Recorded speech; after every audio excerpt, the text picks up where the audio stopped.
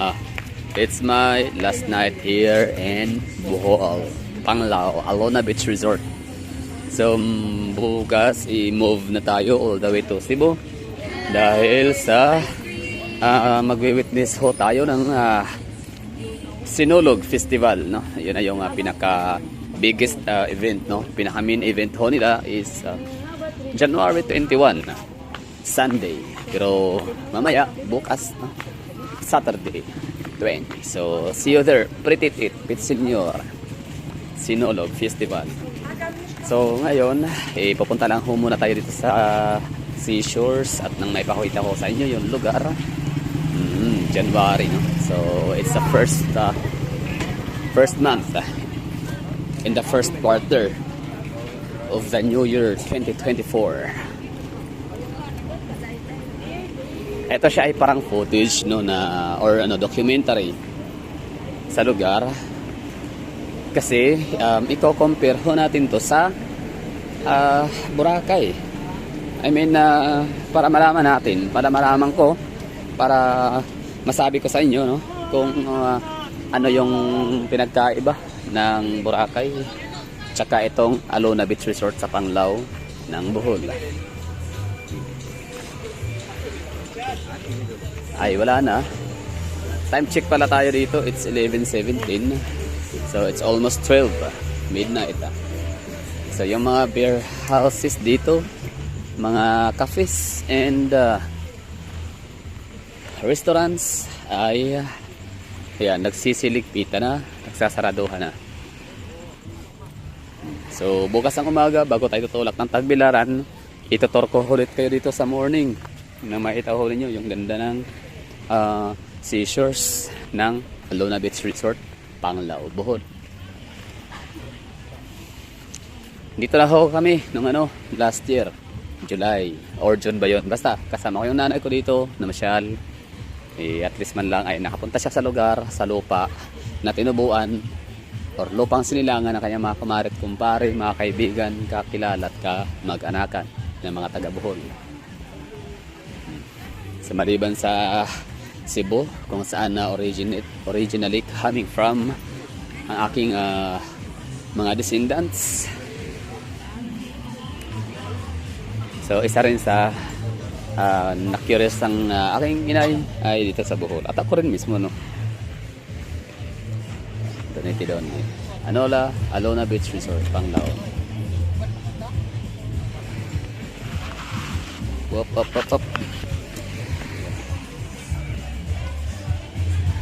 Alona Beach Resort, Panglao, Bohol. 01/19/2024. Happy New Year. Ganda, no? So ito siya, no? Ma-compare natin to sa Boracay. May anyway, lahat naman talaga ng mga beach resort na sikat sa Pilipinas ay may paganto talaga, no? So ito, for example, Alona Beach Resort, Panglao, Bohol. So meron din ganito na nakikita natin sa Facebook na nagpo-post sa Puerto Galera ng Mindoro. Tapos meron din sa Siargao. Meron din sa Siargao, meron ganyan din sa Coron. Wala nakitang ganyan. Kasi ang Coron din naman talaga ganito yung yung beach resort na tambayan ng mga tao. Kundi ang Palawan, Puerto Princesa Palawan, El Nido Palawan na Coron is more on adventure talaga siya. It's more on island hopping. So, ibig sabihin ang merong paganto ay si Boracay, Alona Beach Resort, Panglao, Bohol, Siargao, no? Oh, like that, And Puerto Galera.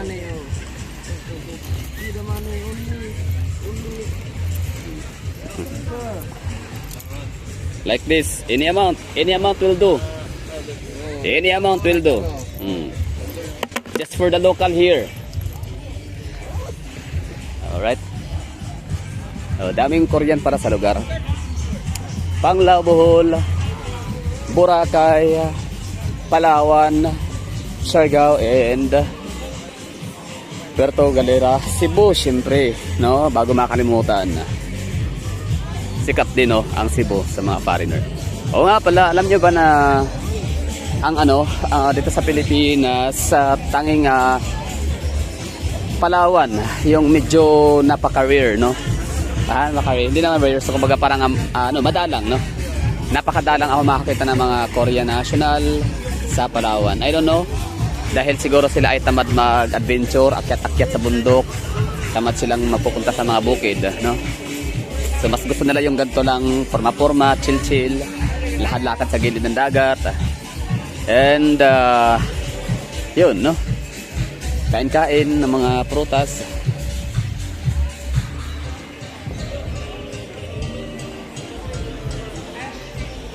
Yun, no? May isang bulagtang banyaga. Banyaga means foreigner, tama? Oh. So ito yung lugar kung saan napaka livelihood ito during dinner time. Since maghahating gabi na, wala talagang dinner ngayon na mangyayari, no? Kaya nagliligpitan na sila. So yung mga nag-i-exist na lang dito, yung mga still open na lugar ay yung may mga inuman. Dito para kami kumain nun. Grabe, ang napakatagal nito mag-serve. Sana na sila, nag-level up sa kailang business system. I mean yung service. Yun, lakad-lakad lang ho tayo dito. O nga pala, yung napuntahan natin kanina na South Palm Beach Resort sa Maya Barangay Bulod ay meron siyang difference dito sa lugar ng Alona Beach Resort. Kasi itong Alona Beach Resort ay napakahabang beach resort mula doon hanggang dito, na kung saan may mga dikit-dikit na mga beer house, cafes, restaurants, shops.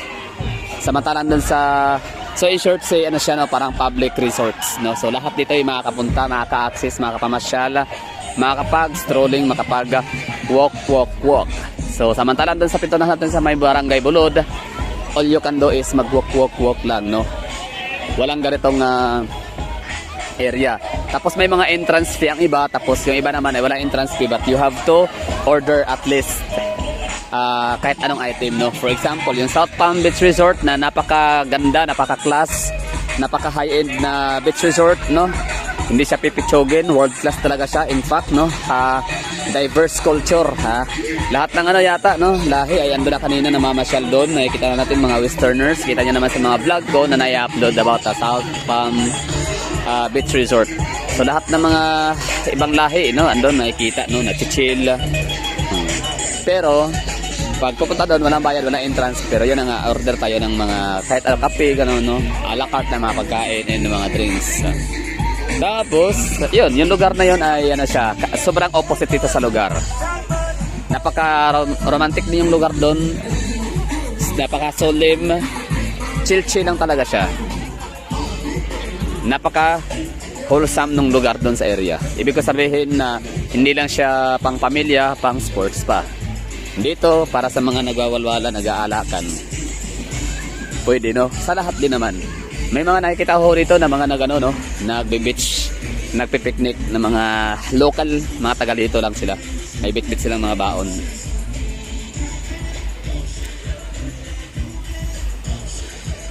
Ito naman yung Hinan. Hinan is isa yan sa pinakasikat na mga beach resort and hotels na makikita sa Boracay. Although di pa ako nakapunta ng Boracay, pero nakita ko na yun nung ako naghahanap ng mga hotels and resorts sa Boracay Island. So nakita ko doon, merong Discovery Boracay, merong Mega World, and merong Hinan. So dito sa Panglao, Alona Beach Resort, meron sila dito. I love Hinan. Di ba? The difference Samal and Panglao or sa Bohol is sobrang napakalaki. Maganda. Well, sige, bibigyan ko sila ng parehong maganda in different ways, 'di ba?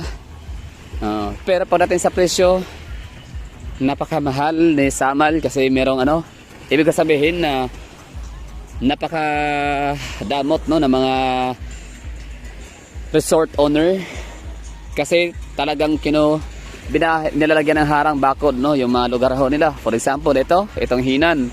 Kunyari, ipagpalagay natin dito sa may Island Garden City of Samal. May bakod yan sa kanyang boundary. Nakalagay malaking concrete barrier hanggang doon sa may dagat. pati din doon sa kabila. So ibig sabihin nun, sa madaling pagkasabi, sa madaling salita, kapag ka ikaw ay guest ng Hinan Beach Resort and Hotel and Restaurants, hindi ka pwedeng mag over the backwood or maglakad-lakad sa shorelines kasi merong harang, merong concrete giant barriers. Same sa ibang mga beach resort. So in short say, sa madaling pagkasabi, sa Island Garden City of Samal, ang pangit kabanding ng mga resort doon kasi kung saan ka nakastay, doon ka lang talaga maglagi, maligo, kumain, lahat-lahat, no? Whereas dito sa Panglao, Bohol is libre kang maglakad-lakad kahit saan. Oh, kahit pa napaka high-end na mga hotel ho rito at mga resort. Gaya na lang doon sa may barangay Bulod. I know for sure sa Boracay ay ganoon din siguro. Walang pinagkaiba sa Bohol when it comes to free walking sa mga shorelines and sea shores. Ang pinakaiba lang siguro talaga ni Boracay in Bohol, si Boracay ay mas maraming tao siguro. Siguro lang kasi hindi pa napunta, pero soon malapit na. Makikita ko yung difference ni Panglao, Bohol or ni Boracay. Pero dahil sa mga vlogs, sa mga video, sa mga posts sa social media, makikita kong ang Boracay para siyang parang malaki na Boracay, tapos ito yung parang maliit na style ng Boracay, parang may mga may mga inuman, alakan, tapos marami din mga foreigner na makikita. Pero napapansin ko dito sa Panglao, kapag kagatong oras, mas marami dito makikitang mga locals kaysa sa mga foreigner. So yung mga foreigner dito, syempre sila ay dayo from the word foreigner, hindi sila taga rito. Banyaga, alien. Ibig sabihin ay hindi sila pwedeng kumpiyansa, lalo kung mga babae. Kahit pa sabihin natin safe ang Panglao. Let me know in the comment box, mga hagalang mga taga Bohol, mga taga Boholano. Mga sana. Pa-comment nga dyan kung ito ba nga Panglao, Bohol is napaka-safe ba na lugar. How safe it is? Please let me know in the comment box. Kasi malay natin, ako iba-iba kasi ng experience. So baka pagpunta ko dito, nagkataon na walang mga sakunang nangyari, mga disgrasya o anumang mga hindi ka nais-nais na mga ganap, lalo na sa mga turista. So kung may makasapagsabi doon, kayong mga taga rito lang, no? Siyempre kayo nakakarinig sa mga news and updates sa lugar.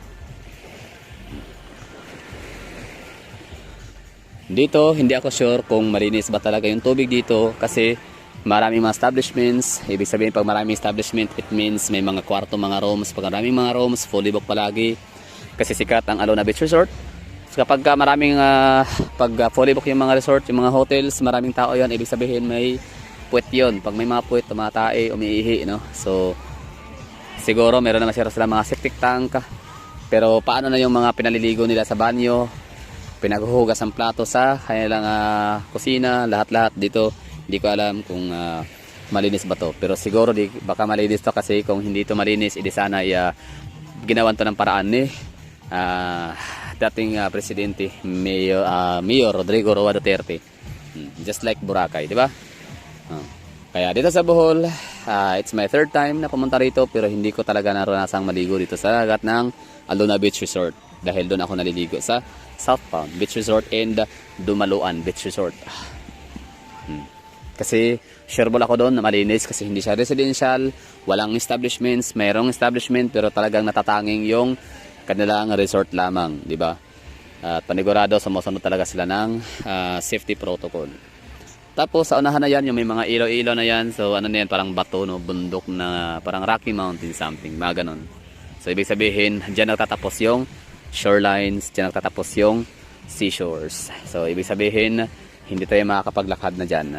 May hangganan pa rin naman, pero at least mahaba-haba talaga yung lakaran kung gusto mong mag walking. Ito yun, Hinan Resort, Alona Beach Resort. So ano pa ba ang gagawin natin? Siyempre ako magpapaalam at magpapasalamat. Maraming thank you sa mga nanonood. Nawaw yung nagustuhan nyo itong ating gala vlog for tonight, no? So it's January. See you tomorrow. See you Sinulog, Pretty Tit, Pit Senior, no? And after magsinulog ay kita-kits din Iloilo.